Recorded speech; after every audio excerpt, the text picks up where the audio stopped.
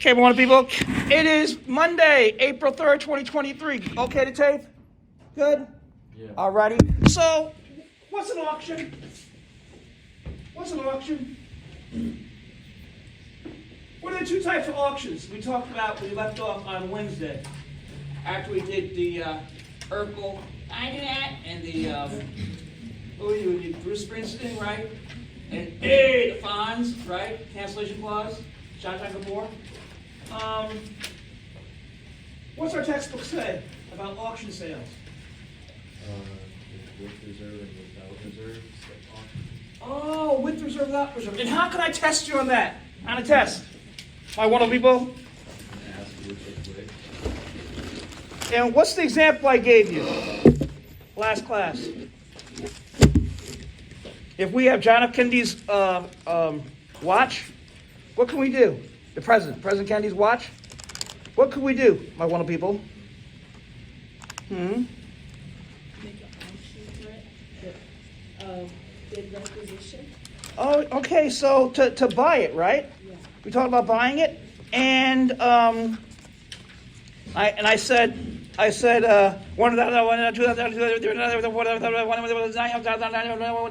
million, right? And it was like sold for $1 million. Is it sold, my wonderful, hardworking people? What's the answer? Talk to me. Answer is perfect question for a test. It depends upon what? What type of auction it is? Yeah, what type of auction did we happen to do, right? Kind of like that, right? Remember we talked about that? Okay. And what did we determine?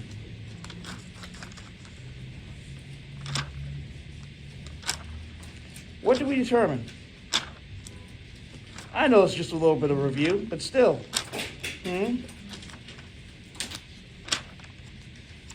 That was way back on page 242, right? Remember we said, once a bid is accepted, however, the auctioneer cannot cancel a sale. In addition, if it had been announced the sale was to be made without reserve, the property must be sold to the person making the highest bid, regardless of how low that bid may be. What do you say, with reserve? What happens? Takes the bid as what? As an agent, right? For the seller, with understanding that there's no contract unless the seller accepts it, the principal, right? We talked about that. We did Zsa Zsa Gabor. Okay. Officer Mary Rogers. What happened with her? What's a pre-existing duty? Page 272, 14-2, special situations. Someone read that for me, please. The following section analyze certain common situations in which a lawsuit turns on whether the promisor receives consideration for the promise sued on. 14-2A, someone read it for me, please. Nice and loud.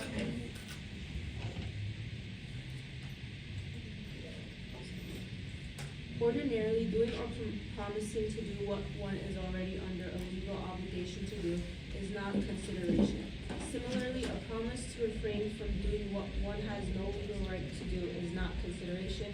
This pre-existing duty or legal obligation can be based on statute, on general principles of law, on responsibilities of an office held, or on a pre-existing contract. Keep going, please. For Someone have example, please turn it off and whoever has to be. No, that's a car. That's a car? Yeah. Oh my goodness, okay.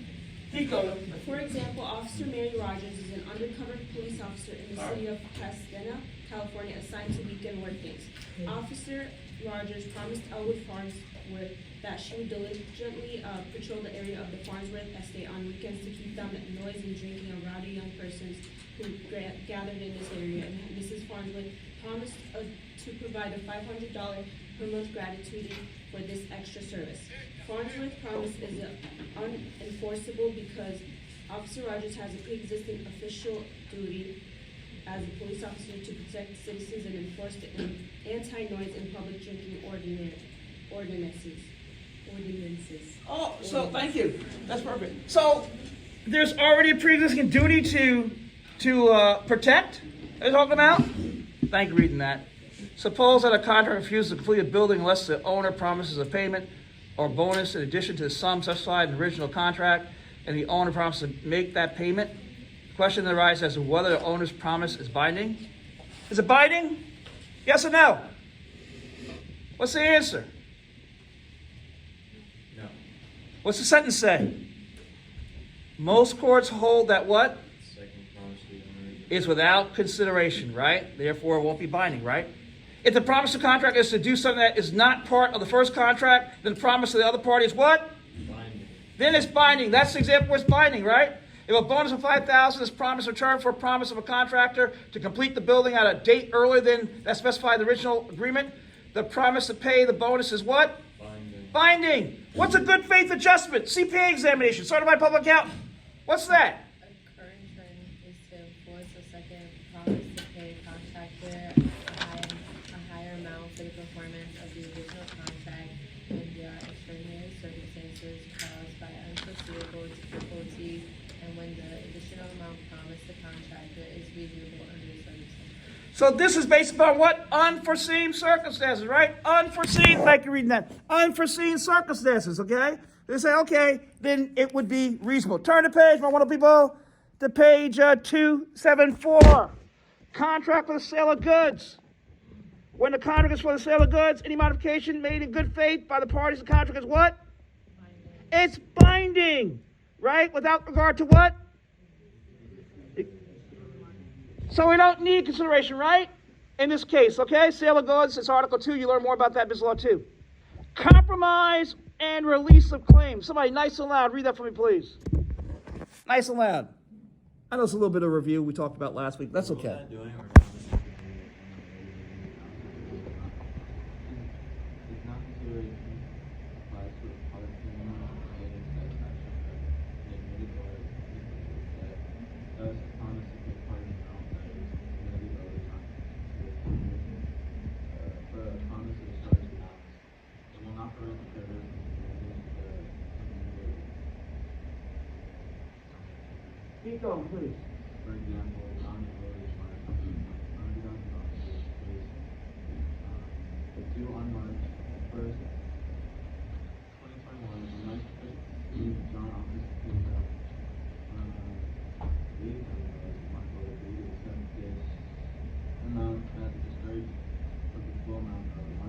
to accept this amount as a discharge of the full amount.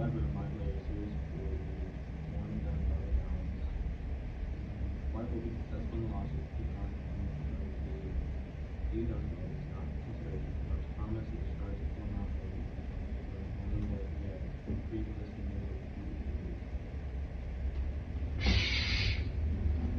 Thank you for reading that. So what's going on here, Divine? What's happening? Thank you for reading that. Help her out, Pearl. So here they're talking about compromise and the release of claims, right? The rule that doing or promise to do what one is already legally bound to do is not consideration applies to what? What kind of payment? Part payment made in satisfaction of what? Admitted or liquidated debt, so something's owed, right? Thus, a promise to pay part of an amount that is admittedly owed is not consideration for a promise to discharge the balance. It will not prevent the creditor from demanding the remainder later, right? We did some of this last week. It's okay. John owes Mark $100,000, which was due on March 1st, 2021. On March 15th, John offers to pay back $80,000. Mark will agree to accept the amount as discharge the full amount owed. Mark agrees to the proposal and is set forth in writing, signed by the parties. However, Mark later sues with $20,000 balance. Will he be successful? Patel? Mark will be successful in the lawsuit. Why? Because John's payment of the $80,000 is not consideration for Mark's promise to discharge the full amount owed because John was doing only what he had a pre-existing legal duty to do. What's the example where it would be? About UI, remember I gave that example? If the debtor pays the part payment before the debt is due, there's consideration because on the day when the payment was made, the creditor was not entitled to demand any payment. Likewise, the creditor accepts some article, even a slight value, in addition to the part payment consideration exists. A debtor or creditor may have a bona fide dispute over the amount owed or whether the amount is owed. Such is called a what? Unliquidated debt. In this case, what happens?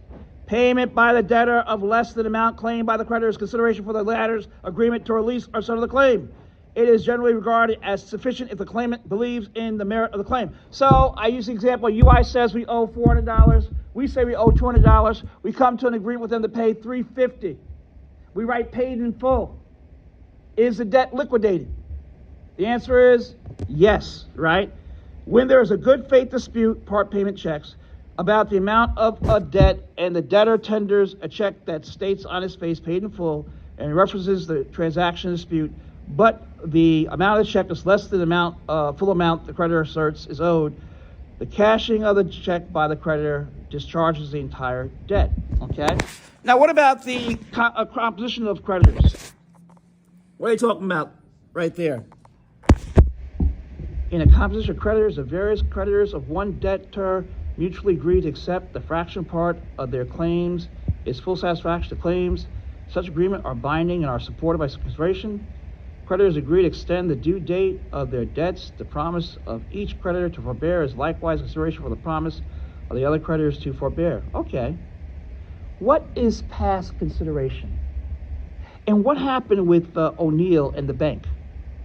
On parties past performance, lack of consideration is the past consideration. Keep going, please. For example, Fred O'Neill came up with the idea for the formation of the new community bank of Villa Rica and was active in its formation. Just prior to the execution of the document creating the bank, the organizers discussed that once the bank was formed, it would hire O'Neill in a 3-year contract and inflation-adjusted figures of $104,000 the first year, $107,000 the second year, and $110,000 the third. In a lawsuit against the bank for breach of contract, O'Neill testified that the consideration he gave in exchange for a 3-year contract was his past efforts to organize the bank. The court stated that past consideration generally will not support a subsequent promise, and that the supported consideration was not rendered to the bank, which had not yet been established when the formation and the organization were fixed. The presence of a bargain for exchange is not present when a promise is made in exchange for a past. Thank you very much. So here, they're saying past consideration, no consideration at all? Is that what they're saying? But didn't he plan the bank? He did, didn't he? So shouldn't he receive something for that? And they're saying what? No, right? They're saying no. Do we have a moral obligation to pay our brother or sister's debts? No. But we played in the sandbox together. No. Huh? What? Is there a problem? If they willingly got into the debt, then yes, they're wrong. Page 275, 14-2C, more obligation. In most states, please don't talk. In most states, promises made to another based on more obligation lack consideration and are not enforceable. They're considered what? Gratuitous promises? What's gratuitous promises? And unenforceable? That means we're just being nice about it? Huh?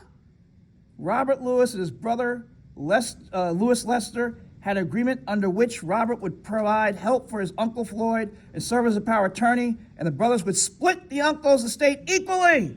That's the agreement. We're going to split everything equally. Not enough? A gentleman and gentlewoman's agreement? Gentleperson's agreement? Floyd left his estate to Lewis Lester. Okay. So the uncle left it to one of the nephews, right? Robert's suit against his brother enforced their agreement failed for what? Lack of consideration. Services performed by one family member on behalf of another family member are what? Obedience to a moral obligation without expectation of compensation. Oh, we're doing it because they're our brother or sister and not out of any legal obligation? Therefore, what? Does he get the money? But they promised to split it. Gotta get it in writing. Huh? In writing, maybe? Okay. We already did the exceptions to the law's consideration. Let's go now to chapter 15. We talked about this already a little bit. What is, it says a court will not enforce a contract if is illegal. We know that. Contrary to public policy, unconscionable, okay? An agreement is illegal either when its formation or performance is a crime or a tort, or when it is contrary to public policy or unenforceable. What is the effect of illegality, my wonderful people? What's the effect of illegality? Talk to me. What's the effect of illegality?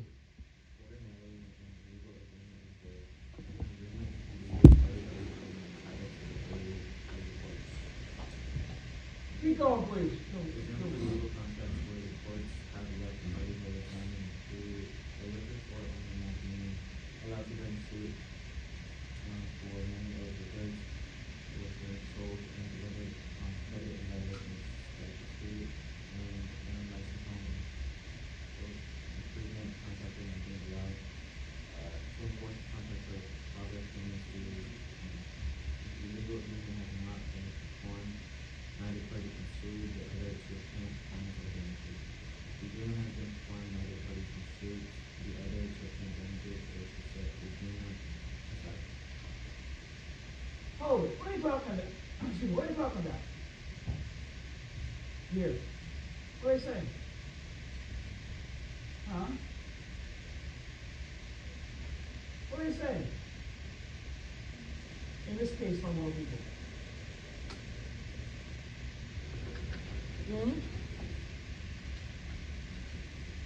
Ordinarily, an illegal agreement is what? Void. We've seen that before, right? Thank you for reading that again, right? Even if it appears, even if a contract appears to be legal on its face, it may be unenforceable if it was what? Entered into for what? An illegal purpose. They give an example of zoning there. Are there exceptions to the effect of illegality? 15-1B, bottom page 282, right? To avoid hardship, exceptions are made to the rules stated previously in the section titled Effect of Illegality, Protection of One Party, on page 283. When the law that the agreement violates is intended to protect one of the parties, that party may seek relief. Help me out there, Raymond. What's the example? I'll take the attendance sheet. Has everyone signed the attendance sheet? Anyone not sign it? It's over here. Come on up and, whoops. I have it. Read that example for me, please, Raymond. When in order to protect the public, the law forbids the issuance of securities by certain classes of corporations, a person who has purchased them may recover the what? The money paid. What's in pari delicto? When the parties are not in pari delicto, that means equally guilty, right? Thank you. The least guilty party is granted relief when public interest is advanced by doing so. When a statute is adopted to protect one of the parties to a transaction, such as usury law, adopted to protect borrowers, the person to be protected will not be deemed to be in pari delicto with the wrongdoer when entering into a transaction that the statute prohibits. Now, what do you do about partial illegality, Mr. Patel? Benjamin? Harris, what do you do about it? What do you do about partial legality?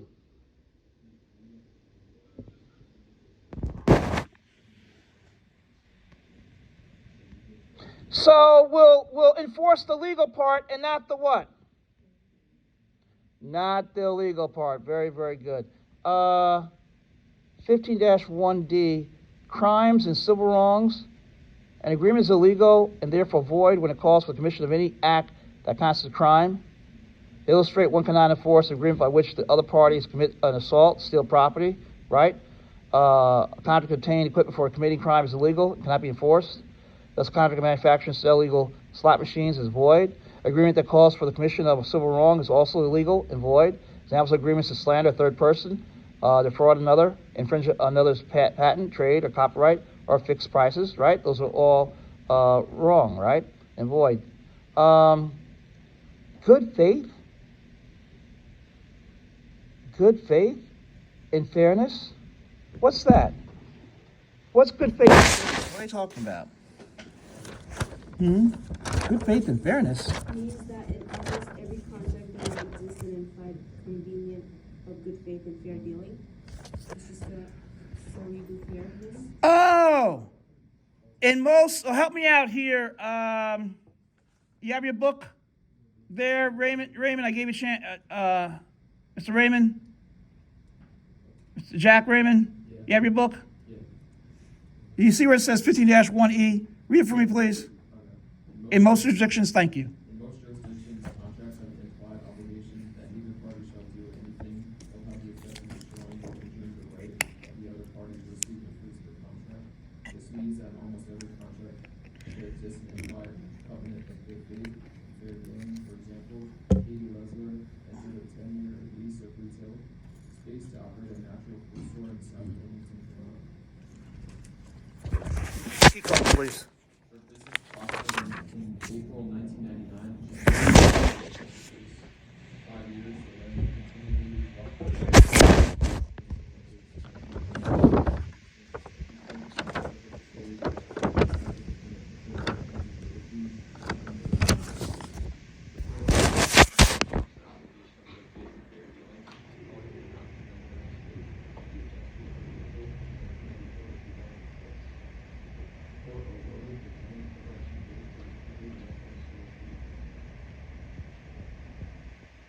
What, thank you. What have we learned about fair dealing? Where have we seen that before? Mr. Raymond? Free to make contracts? And what's the example I gave? Mr. Harris? Might be on your test coming up too, who knows? What's the example I gave? I know I've given many examples.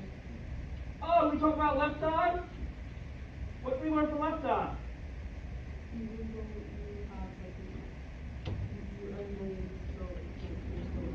And what other example did I give? I've got some notes over here. I'm looking at my book here. American Idol, Left Eye. You know, talk about the Friends case coming up. 15-1F, and thank Mr. Raymond for reading that. Appreciate that so much. Michael, nice and loud. 15-1F, please. Ordinarily, a court, please.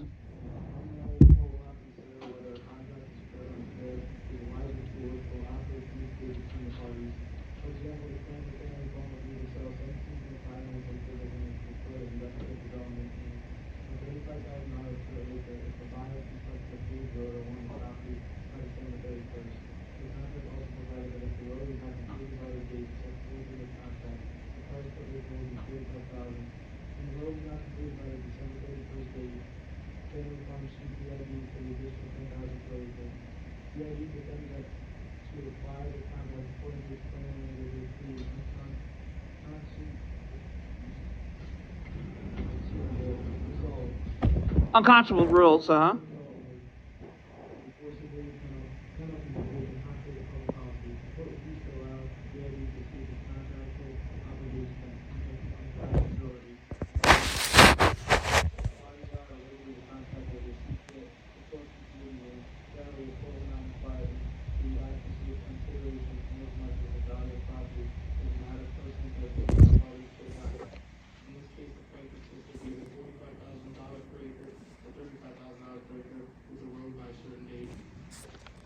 Well, that's good, thank you. What's the example I gave about not being concerned about consideration? I gave that in class. We also had an oral presentation about that too, right? What's the example though? I gave an example something about what? Ooh, the Mercedes-Benz? What do we say about the Mercedes-Benz? Huh? White wall tires, white inside leather seats. Batman All-Star. I'll sell it to you for how much? Yeah. Can we do that? Yeah, because it's what? Consideration, right? So in certain unusual situations, a law may hold a contract provision unenforceable because it's too harsh or oppressive to one of the parties. What? This principle may be applied to invalidate a clause providing for the payment by one party of an excessive penalty on the break of a contract or provision asserted by the dominant party, that it shall not be liable for the consequences of intentional torts, fraud, or gross negligence. This principle is intended in connection with the sale of goods to provide that if the court finds a contract or any clause of the contract have been unconscionable at the time it was made, the court may refuse to enforce the contract, or it may what? Enforce the remainder of the contract without the unconscionable clause. Or it may so limit the application of the unconscionable clause as to avoid any unconscionable result. However, the doctrine of unconscionability does not exist to rescue parties from what? From what, my wonderful people? Yeah, bad bargains, right? Let's go to page 285, please. What in the world constitutes unconscionability? Anybody? What is that?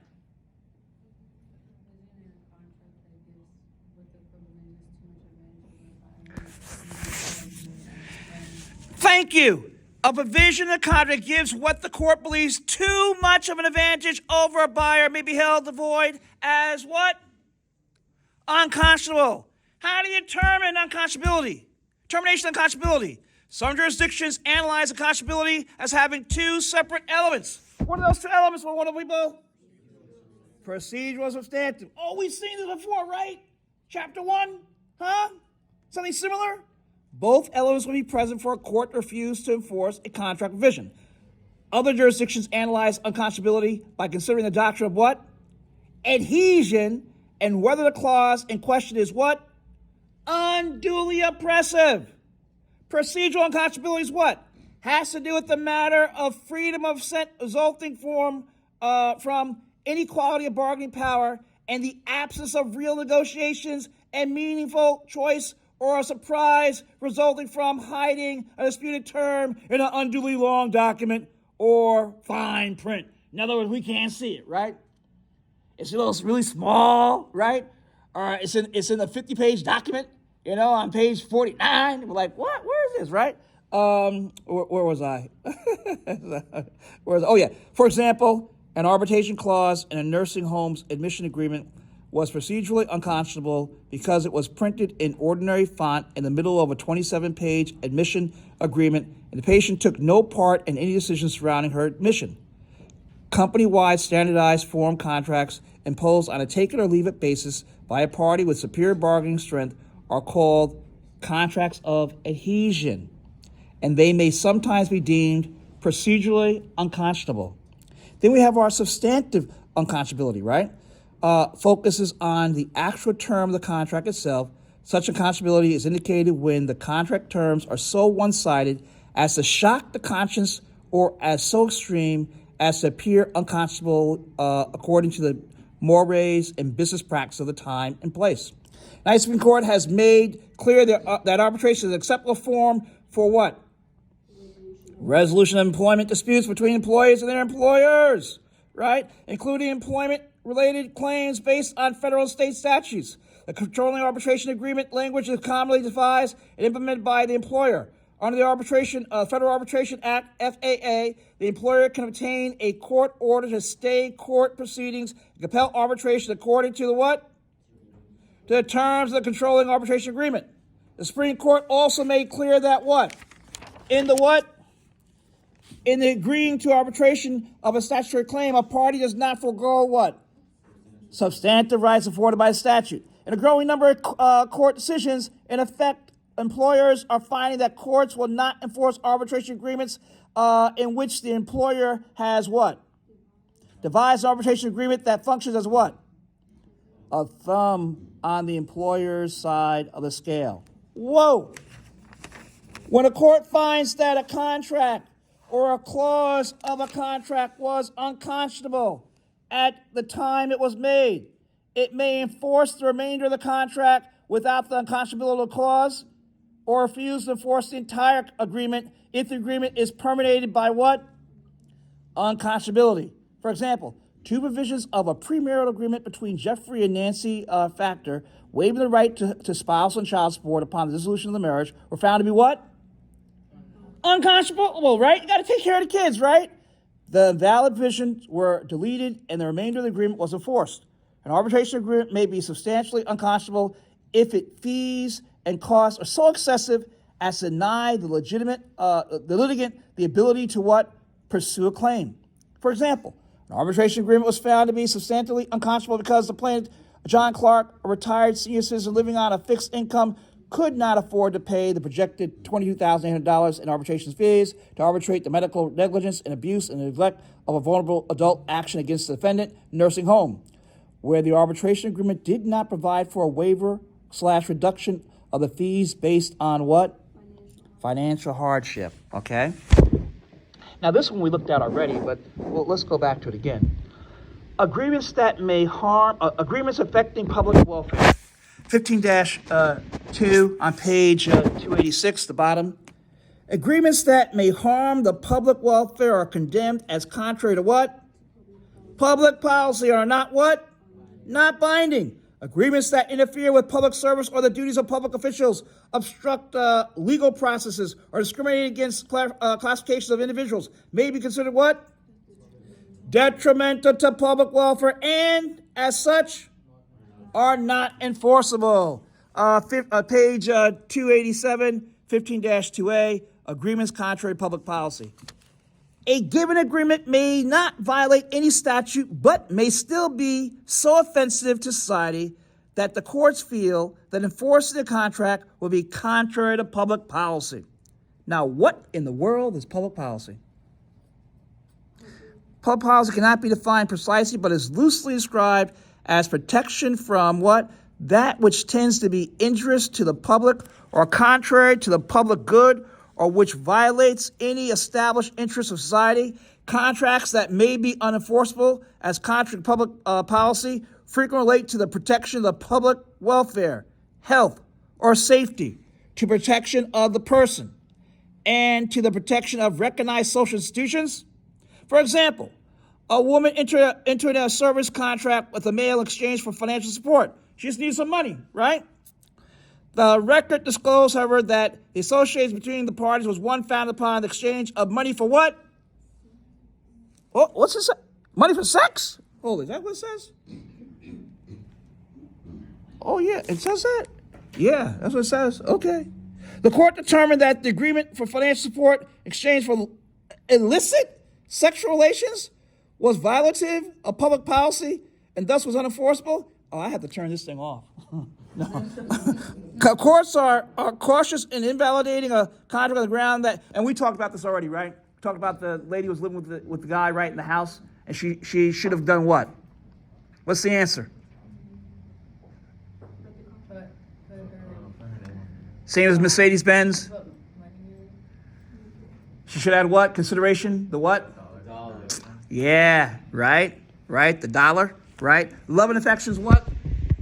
Not enough, right? We talked about that. We already talked about this already. Courts are cautious in invalidating a contract on the ground that is contrary to public policy because courts recognize that on the one hand, they are applying a very vague standard. On the other hand, they are restricting the freedom of the contracting party to contract freely as they choose. For example, public policy may be set forth in a state statute providing protections for individuals seeking medical benefits under their automobile insurance policies and contains specific requirements that an insurer must meet in order to compel its insured to what? To submit to an independent medical exam, an IME. An all-state policy allowed all-state to compel its insurer to submit to an IME without all-state filing a petition with the court and without any justification of good cause contrary to the statute. The insurance policy was void as against public policy. Gambling? Wagers? Lotteries?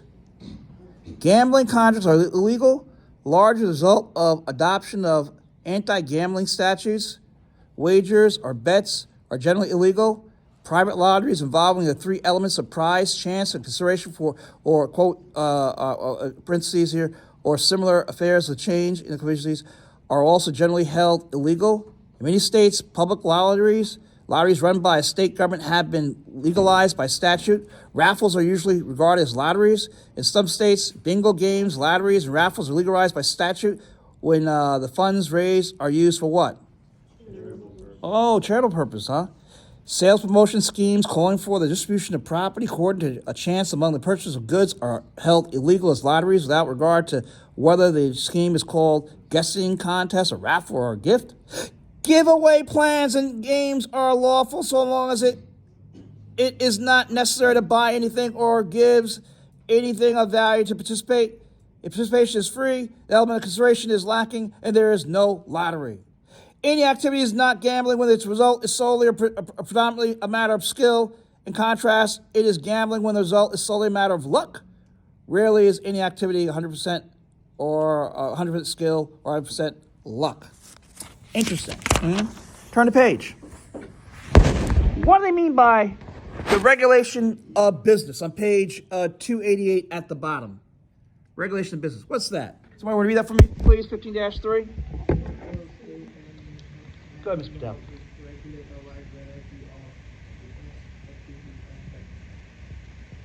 Keep going, please. 15-3A, please. Agreement made in connection with business conducted in violation of the law is binding or void depends on how strongly opposed the public policy is to prohibiting law. Some courts take the view that the agreement is not void unless the statute expressly specifies it. In some instances, the statute expressly preserves the validity of the contract. Thank you.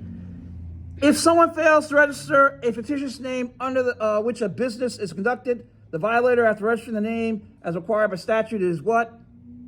Permitted to what? Sue on a contract made while illegally conducting business. Turn the page, please, to page 289. Thank you again for reading. 15-3B. Statutory regulation of contracts. To establish God bless you. To establish uniformity or to protect one of the parties to a contract, statutes frequently what? Provide that contracts of a given class must follow what? A statutory model, or what? Must contain specified provisions. For example, statutes commonly specify that particular clauses must be included in insurance policies to protect the person insured and their beneficiaries. Other statutes require the contracts executed in connection with credit buying and loans contain particular provisions designed to protect the debtor. Consumer protection legislation gives the consumer the right to rescind the contract in certain situations. Laws related to truth in lending, installment sales, and home improvement contracts commonly require that an installment sale contract specify the cash price, the down payment, the trade-in value, if any, the cash balance, the insurance costs, and the interest and finance charges. What in the world are CPA examination 15-3C? License callings or dealings. What's that? Statutes frequently require that a person obtain a license, certificate, or diploma before practicing certain professions, such as law and medicine. Why? Why? Thank you for reading that. Why? Why are we going to require somebody to get a license? Huh? Oh, you mean someone who's not qualified might act like they are qualified? Now, thank you both. Statutes frequently require that a person obtain a license, certificate, or diploma before practicing certain professions, such as law and medicine. A license may also be required before carrying on a particular business or trade, such as that of a real estate broker, stockbroker, hotel keeper, or pawnbroker, right? If a license is required to protect the public from what? Unqualified persons, a contract made by an unlicensed person is what? Unenforceable. Corporations that do not hold the required real estate broker's license cannot sue to recover fees for a services broker. An unlicensed insurance broker who cannot recover a fee because of absence of a license cannot evade the statutory requirement by having a friend who is licensed broker bill for services and collect the payment for him. In some states, an unlicensed contract can neither enforce a home improvement contract against owner nor seek recovery in quantum merit. A contractor who performed work on Adam Gottenbetter's apartment in New York City and was not paid for its work was barred from suing its claim against the what? The owner. Turn the page, please. Page 290. However, what? This statute does not provide expressly that its violation will deprive the parties of their right to sue on the contract, and the denial of relief is wholly out of proportion to the requirements of public policy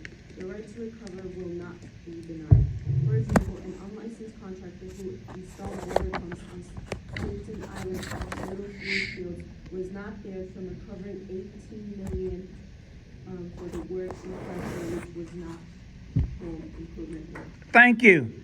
Contracts and restraint of trade. What's that? What's that, Amy? Thanks again for reading. Thank you all for reading. What's that? Contracts and restraint of trade? Help her out, Pearl. What's that? It's an agreement that unreasonably restrains trade is illegal and void on the ground that it is contrary to public policy. It's unreasonable? What's that mean? Unreasonable? Huh? It's unreasonable. Exactly right, right? So here we're talking about, we're at CPA examination again. Thank you for reading. Page 290, all right? And I still have to play Santa Claus for you, okay? The Santa Claus, the movie, before I can give you your test, right? So I still have to do that. You already got everything else before, but I'm just holding it for later on, okay? Before you leave, all right? We're gonna get there, all right? Promise. We're at the CPA examination, 15-3D. An agreement that unreasonably restrains trade is illegal, right? We've seen that before. Chapter 5, huh? Sermon Antitrust Act, Patent Act, all these different acts, right? An agreement that unreasonably restrains trade is illegal and void on the ground that it is contrary to public policy. Such agreements take many forms, such as combination to create a monopoly or to obtain a corner on the market or an association of merchants to increase prices. In addition to the illegality of agreement based on general principles of the law, statutes frequently declared monopolies illegal and subject the parties to various civil and criminal penalties. Okay, I have written down here next to my margin, the Jeffersons. Anybody watch that show? Moving on up to the east side, deluxe apartment in Sky High. Y'all too young for that. Okay, that's okay. 15-3E. In the absence of a valid restrictive covenant. So in the absence of a valid restrictive covenant, the seller of a business may compete with the buyer or an ex-employee, may solicit customers of the former employer.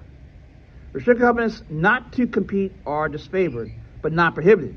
In many states, as a trade restraint because they may prevent an employee from earning a living, adversely restrain the mobility of the employee, and may be overly protective of the interests of the employer at the expense of the employee. Now, let's talk about that a second. So, in the TV show, George Jefferson, he owns a dry cleaning business, okay?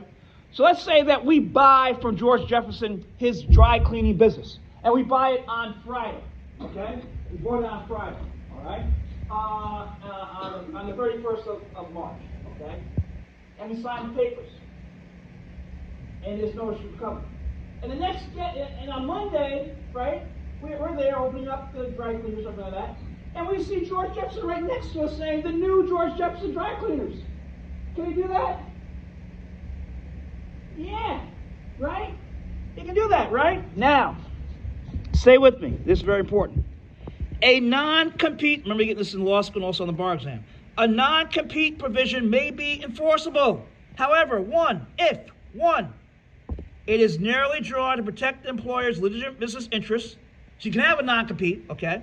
2, it is not unduly burdensome on the employee's ability to earn a living. And 3, the geographic restriction is not overly broad. And 4, a reasonable time limitation is given. Reasonably necessary non-compete clauses and a sale of a business are enforced in all states. Okay, here's the example I use. Let's say that we sell our business to a doctor. We're doctors. We sell our business to another doctor, and they have a restricted covenant where we can't open up another office for 1,000 miles. Is that reasonable? How many people say yeah? How many people say no? Who's not sure? Who didn't vote? I see some of you have to always vote. And the answer is 1,000 miles is what? Way too far. Unreasonable, right? Unreasonable. Now, what about 100 miles? What do you think? Huh? Will some people travel 100 miles to see their doctor? No. If they like him or her? Most of them probably not, but some might. But so you say 100 miles or 50 miles might be reasonable, right? But 1,000 miles, That's unreasonable, right? Person can open up another medical office, but not right next door or down the street, right? So it has to be some type of miles between them. When a going business is sold, it is commonly stated in the contract that the seller shall not go into the same or a similar business again within a certain geographic area or for a certain period of time, or both. In early times, such agreements were held void because they deprived the public of service of the person who agreed not to compete, reduced competition, and exposed the public to monopoly. The modern courts, the question is whether, under the circumstances, the restriction imposed on one party is reasonably necessary to protect the other party. If the restriction is reasonable, it is valid and enforceable. When Scott Gaddy, the majority stockholder at GWC insurance broker, sold his business to Alliant for $4.1 million, he agreed to refrain from competing insurance business in California for 5 years. Under California law, contracts not to compete are void, except for non-competition covenants in connection with the sale of business. The reason for the exception is to prevent the seller from depriving the buyer of the full value of the acquisition, including the sold company's goodwill. The court enforced the covenant against Gaddy. That's on page 291. Employment contracts. Someone read that for me, please, nice and loud. In the examples. Employers, for example, employers rely on non-compete, Yeah, non-compete clause, very good. Clause, to protect their businesses from employees who leave after receiving expensive training, or engineers, scientists, or other professionals or non-professionals who leave firms or businesses to join competitors. Employers enforce these clauses by notifying the new employer and threatening litigation, or seeking a preliminary injunction prohibiting the violation of the non-compete agreement. The burden of proof is on the employer to show that the provision is narrowly drawn to protect the employer's legitimate business interests as time, place, and activities. Employees have legitimate, protectable businesses interests, including maintaining their goodwill with existing customers, their confidential information, and trade secrets. If the non-compete provision is overly broad, however, it will be unenforceable. For example, Home Paramount Pest Control's non-compete clause with Justice Schaffer that prohibited him from working in the pest control industry in any capacity, bearing him in any manner whatsoever, was overly broad and unenforceable. Geographic restrictions are also at issue. For example, Illinois' manufacturer Archer's non-compete clause, which had a restricted area of the United States and Canada, precluding competition by a former employee for a For 1 year period, was found to be unenforceable as an industry-wide ban that constituted a blanket prohibited on competition. Prohibition on competition, very good. Blanket prohibition on competition. Excellent. Overly broad and unreasonable restrictive Covenants. covenants will not be enforced. Thank you, perfect. Thank you so much. So here we see the balance that goes on, right? Now, what's the effect of invalidity? What's the effect of that? I want people. Thanks again for reading. Thank you all who participated. When a restriction of competition agreed to by the parties is invalid because its scope as to time or geographic area is too great, how does it affect the contract? Some courts trim the restricted covenant down to a scope they deem what? Reasonable, and require the parties to abide by that what? Revision. This rule is nicknamed the what? Oh, that's in fine print, right? That's a great crossword test right there toward the end of the chapter, right? The blue pencil rule. In our court case, the court refused to blue pencil the covenant because to render the clause reasonable, the court would in fact be writing a new agreement, which is inappropriate. Other courts refuse to apply the blue pencil rule and hold that the restricted covenant is void or that the entire contract is void. There is also authority that a court should refuse to apply the blue pencil rule when the restricted covenant is manifestly unfair and would virtually keep the employee from earning a living. Wow. What's usury? Usurious agreements, 15-3F. Lending money at an interest rate that is higher than the maximum rate allowed by What? law. Lending money at higher interest rate required by law? Usury is committed when money is loaned at a higher rate of interest than the law allows. Most states prohibit by statute charging more than a stated amount of interest. These statutes provide a maximum annual contract rate of interest that can be exacted under the law of a given state. In many states, the usury law does not apply to loans made to what? Corporations. When a lender incurs expenses in making a law, such as the cost of appraising property or making a credit investigation of a borrower, the lender will require the borrower to pay the amount of such expenses. Any fee charged by a lender that goes beyond the reasonable expense of making the loan constitutes, quote, interest, for the purposes of determining whether the transaction is usurious. Penalties for violating usury laws vary from state to state, with a number of states restricting the lender to the recovery of the loan, but no interest whatsoever. Other states allow what? Recovery of the loan principal. And interest up to the maximum contract rate. Some states also impose a penalty on a lender, such as the payment of double the interest paid on a usurious loan. Whoa, they're not playing, huh? Any questions? Any questions on that?